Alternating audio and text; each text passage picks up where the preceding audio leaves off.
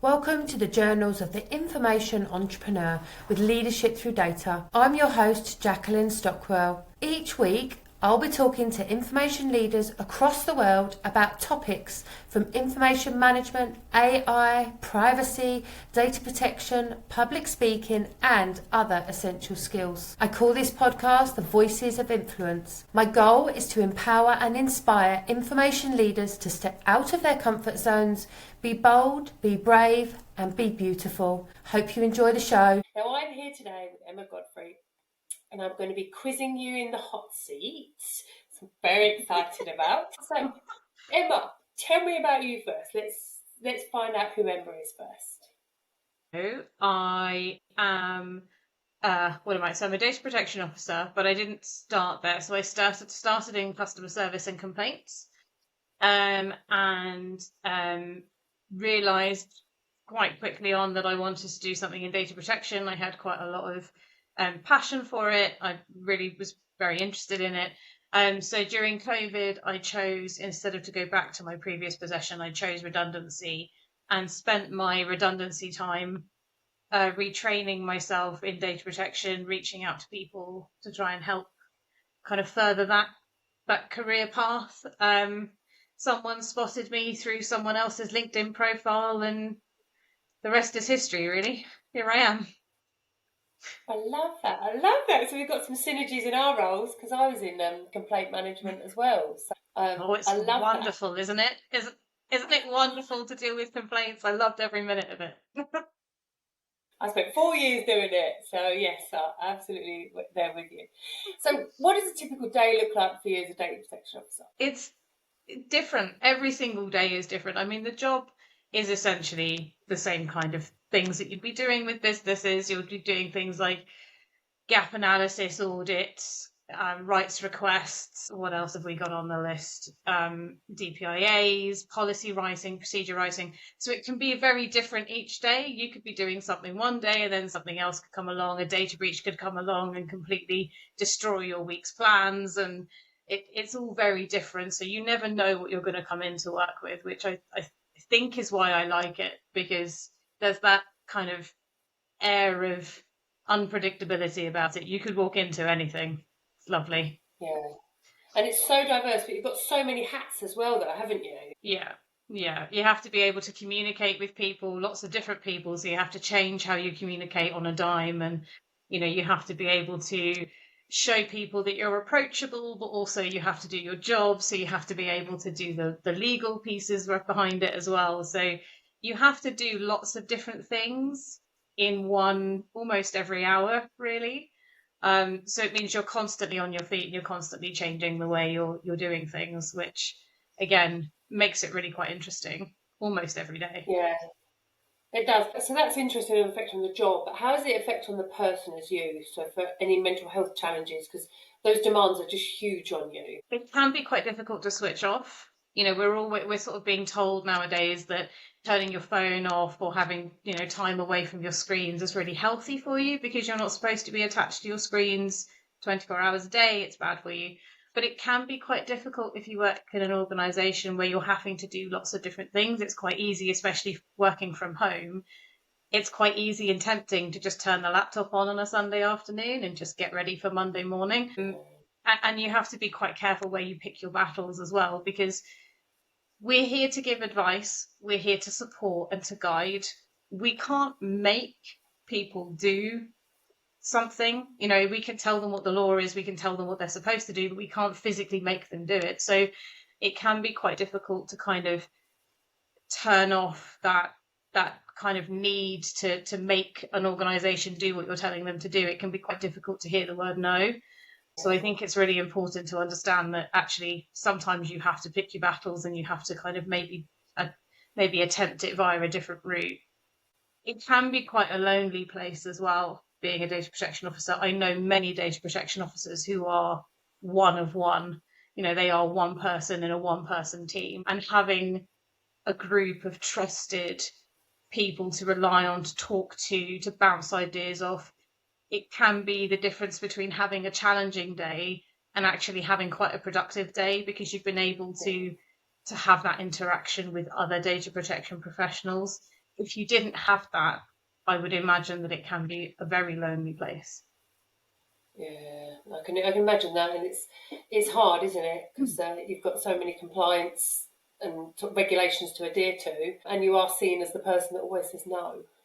So it just kind of You can be, yeah. If you do it in the right way, you can sort of say yes, but, and kind of try and work around the problem. But there are so many organisations that see us as the red tape and the barrier between doing something they want to do and doing it right, and it can cause rifts. I have seen it cause some serious problems in the past. So yeah, being able to pick your battles and pick the way you fight them can be the difference between sort of having that really good relationship with the organisation and not really. Definitely, and I'd definitely say is that one of the biggest challenges that you have? I would say so, and people's expectation that I should know their industry regulations back to front. So there have been times, quite a few of them really, where people have sort of said to me, well, do you not know that? And I kind of have to remind them that if I don't expect them to know my regulations, which is what they've employed me for, they shouldn't really be expecting me to know all of theirs, because there's a reason that they're in their job, there's a reason I'm in mine, and we should be working together. And actually, people's expectations can be the most challenging part of it, because they almost expect you to come in and say no to everything. They expect you to know what their jobs are. They expect you to know how the business works straight away. And that kind of thing takes time. So it's trying to kind of wind those expectations back a little bit and try and explain to organisations that you're there to do a job, but you are going to need some help doing that job as well. It's not just all about me and my regulations. It's also about you and your industry regulations as well. So yeah, that can be quite difficult. And you talked about sort of keeping up to date. How do you keep up to date with the constantly changing regulations and standards? I mean, I stay active on LinkedIn quite a lot, and I look at things like the ICO. They put a lot of their enforcements and a lot of changes on their website as well. Lots of different news feeds, so I subscribe to a lot of different things. I look at podcasts, at webinars. So I try and keep as active as possible. It's not always possible, because obviously you do have a job to do. You do have very busy days. Everyone gets busy. But doing that little bit here and there, it's really useful. I'm not great at reading massively long documents. I am blind in one eye, which means after a little while, everything goes a bit fuzzy and I need to take a break and I need to come back. So having people who are willing to read those long legal texts and then summarize them and provide shorter documents for people like myself who really struggle with that legalese kind of language is really helpful, because it means that I can do my job and I can do it correctly, but I haven't had to spend 3 or 4 days trying to get to grips with something that I potentially could end up in interpreting it incorrectly at the end anyway, simply because I haven't understood. So I try and keep up to date with that as much as I can. And that kind of raises a good point about the accessibility of training, doesn't it? Or sort of like people that are creating these things, making it's accessible for all. Yeah, and the law is the law. It has to be written in a certain way. You know, that's what it's there for, which is fine until you sort of get to someone like myself, and I'm not a lawyer. I don't enjoy reading legal text, hence why I'm not a lawyer, but I do enjoy my job, and I do want to stay up to date, and I do want to make sure I'm doing it correctly. So having those people who are willing to sit there and read through these massive texts with all these different terminology that I just don't understand is a really useful thing for me and for a lot of other people, because we simply either don't have time or we're not able to do that correctly. And then you get misinterpretation and then you get mistakes, and it just has a massive knock-on effect. Yeah, it does. And do you specifically carve out time for, because you talked about podcasts and reading and sort of watching these things, do you carve out time in your daily calendar for that time for you? I do it on a weekly basis, but every day is really a lot for me, because I do have quite a lot to be, and a lot of other people have the same problem. We're all busy. We all have things to do, and when we're not at work, we all have other things that we need to do. So weekly, yes. Daily, not so much, because daily becomes quite unmanageable, I think, in some weeks. Yeah, definitely. I mean, I would always recommend like 2 hours a week just something for your own personal professional development, and that's kind of achievable. Yeah. Like 30 minutes a day or whatever. Lovely. So what strategies do you do to balance so you don't get overwhelmed? It's very much so. My weeks are very different at the moment because I am doing a little bit of coaching as well. So I am sort of dealing with a lot of individuals. So my time is spent sort of doing that as well as data protection work. Now, when I am in a fully data protection role, my weeks are planned out the week before, and I will generally make sure that I have some downtime almost every day to try and process my day. And it will generally be at the end of the day. So it will be a time when I've been reading documents all day and I just need a bit of downtime. But then you have things like data breaches which come along and they sort of mess up your whole week, and then you have to rearrange things and you have to do that. So I am hyper organized. And if you speak to anyone that knows me, they'll say the same thing. I am hyper organized. So everything is organized as much as it physically can be. If something happens, I can rearrange, but generally my time is organized. So I sort of utilize things like my Outlook calendar and, task managers and things like that. But generally it's because if I don't put it in my calendar, I can forget. So by putting it in my calendar, it means I don't forget. I love that. So the tip is plan to succeed. Fake. Yeah, that's it. So I need to take a leaf out of your book. So I'm semi-organised, but nowhere near as the level of you're talking about. So that's amazing advice for other people watching. So what advice would you give to somebody who wants to consider a career in our industry in data protection? If you don't think you're going to understand, try. I spent a long time when I was trying to read the regulation thinking that I would understand none of it, and that I was just going to end up following this path down to a road that doesn't exist. So I did surprise myself, because it's not as bad as it seems. And actually, if you don't think you're going to understand, at least if you've tried, you know whether or not you have. If you don't try, you never know. And it's not always about those articles either. There's so much more to it than just the law and the regulation.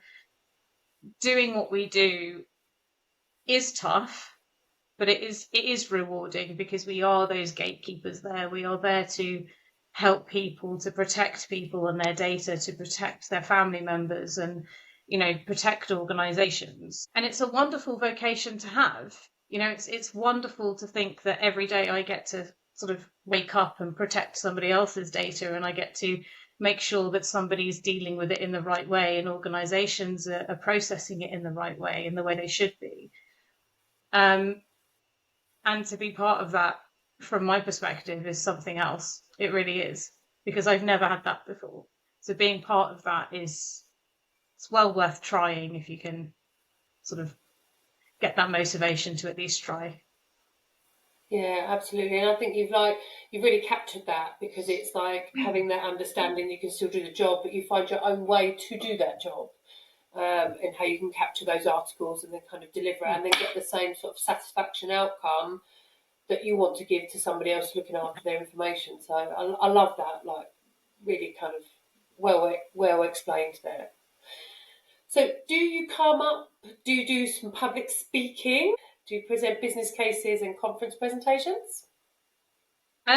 So I have done business cases, not so much. So I've done a few business cases in the past, which were they were usually paid for by clients. They were expecting them and things like that.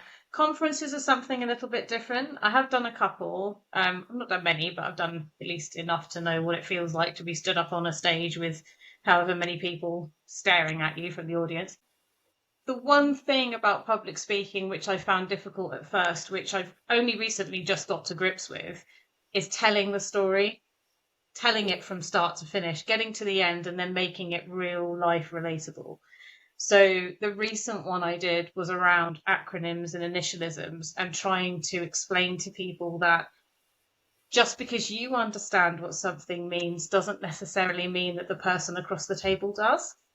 And it's really important to have that in mind, because one of the last slides that I had in the presentation was a slide around acronyms that teenagers are using. And I think a lot of people were quite shocked by it. And it's bringing that real life element into it. So I can stand there and talk to you about data protection and stand there and do training to, several people about data protection. But actually, I will always start my training sessions off with, this is not just about the business, but this is about you as individuals. Everything I'm telling you today relates to you as individuals and the organizations that process your data, not just the way we as a business process other people's data. And that just brings it back to that person, to that personable, relatable, real life issue that actually I'm training you on how to deal with your data that you're processing as part of a business. But this applies to businesses processing your data as well. And it's the same for public speaking. If you bring it back to that real life issue, that real life challenge, people take away a lot more than if you just spout statistics at them. It's much more likely. Yeah, absolutely. And stories connect us. So we've been telling stories before we can kind of read and write. So Exactly. That's how we communicated. So stories connect to your heart, to your compassion, and they're really good messages. One of the things, and I really like you said right at the end of your presentation, that you had the one thing that teenagers are saying is actually that's the one key takeaway message. So when you're telling a story, you always want to make sure you've got one of those messages, because that's what Absolutely. people resonate with. So that's brilliant. And was it scary the first time you did a conference presentation? So my first experience was a little bit different, I think, to a lot of other people. So I went to speak for the very first time in Guernsey for the Channel Islands Data Protection Conference a couple of years back now. And so I flew to a country I'd never been to, or flew to a place that I'd never been to a room full of people I'd never even met, never spoken to, never had any interaction to.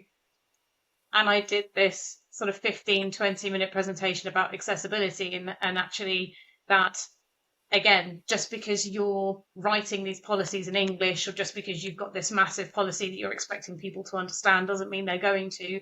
And actually, you may need to think outside the box. You've got people who are deaf, people who are blind. So it was kind of around that. So my first public speaking experience was me getting on a flight at 6 o'clock in the morning to go and speak the next day at this conference for my very first public speaking event. And I was nervous because it was my very first one. And I genuinely thought that the topic I was speaking about was really important. And I still think it's really important. And, it meant a lot to me. So I wanted to make sure I did it well. So I spent about 3 or 4 months memorizing the entire presentation. And it served me very well because I think it made the point.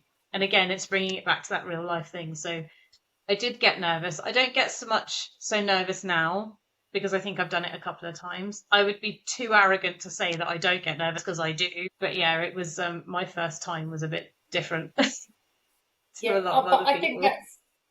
I think that's beautifully articulating the things that I tell people. Obviously, make sure you're confident in the topic, make sure you practice it, and then the delivery becomes natural because you're part of the passion. I think that's the fact that you practiced it for 3 to 4 months. It was a topic that you were excited about and really felt passionate about to deliver. I think somebody gave me the advice once of practice it until you cannot get it wrong. Yeah, and that's what I do. Yeah. I just go over and over and over again, and it stayed with me. The first time this particular person ever gave me advice about public speaking, she said to me, practice it until you cannot get it wrong. Okay. Yeah, absolutely. I'll do that. Absolutely. Don't wing it. I'm not an advocate of winging it.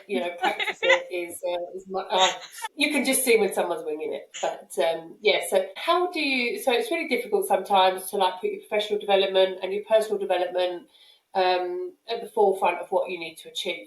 How do you advocate for more resources for your own personal and professional development? I think this is really difficult. So bear with me. My partner's just come back from his lunch, so you're going to see him go back and forth. It's hard at the moment because the budget has now put a lot more responsibility on organisations, which means prices have gone up, which means, their budgets for things have gone down because they simply don't have the money at the moment to kind of to put into that. It's not nice to burn out your staff. Burnt out staff make mistakes. Burnt out staff, they can miss things. They can not follow a process because they're simply just not able to follow that process the way it should be followed. And it's not nice to hear, especially when you've got frontline staff who are so tired and burnt out that they are making mistakes, and actually then that causes consequences for them down the road, which then demotivates them and causes its own issues.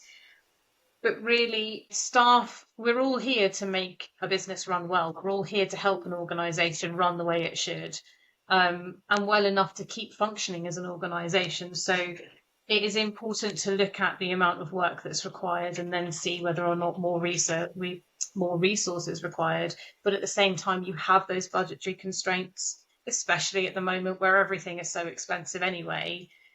And it is easier to say and a lot harder to do at the moment to say, well, we need an extra person. That's fine, but we don't really have the money to give you the extra person, so then it can cause its own issues. So I don't think there is a golden answer to that, if I'm honest. I think it's very difficult. I don't think it's going to get much easier, but it is really about your staff. Your staff are there to help you function as a business. Without your staff, I'm not sure that you'd function quite as well. Yeah, and it is hard. I don't know if you've watched The Bear on Disney. Not yet. So it's on my list. It's really good, and I obviously looked for the underlining meaning of it. And they sort of were running this sort of beef grill, and then they basically trained all the staff, and they're now kind of working towards a Michelin star restaurant. But they've actually taken the staff that what they've got, and then trained them to achieve the outcome that they want to do. And I think one of the things that I get, money is an issue, but I think one of the fundamental things that people miss is that if you invest in your staff, you're investing in business growth, which leads to better outcomes for both. Yeah. And it's so easy for organisations to say, no, cut that off, you can't have that. But actually, if you look at it from sort of the investment side of it, that actually leads to sort of long-term growth. And also for protecting people's information. So I think the amount of organisations who try to do everything externally, and then that just creates its own problems because you're bringing a manager in who potentially doesn't know the job. Unless it's a specific job like us, like my job, for example, a lot of people know how my job works. So bringing a manager in, you kind of expect them to know how that works because they're managing, a data protection role. But for frontline staff, the amount of organisations I've been in where they've hired from outside, and yes, it's nice to have that new blood, that new person to come in with a fresh pair of eyes. You then spend a good couple of months teaching them your job because they come in with these wonderful ideas and they're all very positive and they want everything to be okay. But actually, sometimes you then have to stop them and go, that won't work with our job, and let me tell you why. And then you have to sort of spend your time re-educating them, which can be frustrating, I think, for both parties. Whereas if you invest in that staff and you invest in the staff you already have, you do have that knowledge already, and they know the business, they know how it works, they know the job, they know how the job works, they know its limitations. So it cuts out that middleman of spending that time having to re-educate somebody in how the job works to begin with. Yeah. Absolutely. And if you look at the statistics of re-employing versus spending money on training and development, it's more expensive to re-employ somebody than it is just to invest in your own staff. So precisely. Yeah, but it's how you sell that benefit to the business, isn't it? But Emma, and that you can use with different things, so we can talk about that in another podcast. But Emma, it's been absolutely sensational to have you on the podcast today. Thank you so much for your time. I really hope you all enjoyed it. Please subscribe and watch out for the next ones. Thank you so much. Bye. It's a pleasure. Bye. Thank you for listening to the Journals of the Information Entrepreneur with me, Jacqueline Stockwell. I hope you found this episode inspiring and helpful and have some takeaway tips that can be useful to you. If you liked this episode, please like, review and share it with your friends. Your support helps us reach more information leaders to stay inspired and listen to great content. Want to test out your strengths and weaknesses and measure it against our Empower framework? Please complete the scorecard. It's a great way to to improve and evaluate your skills. You can find the scorecard at the end of the description of this podcast. Stay tuned for a new podcast every Thursday, and remember to be bold, be brave, and be beautiful.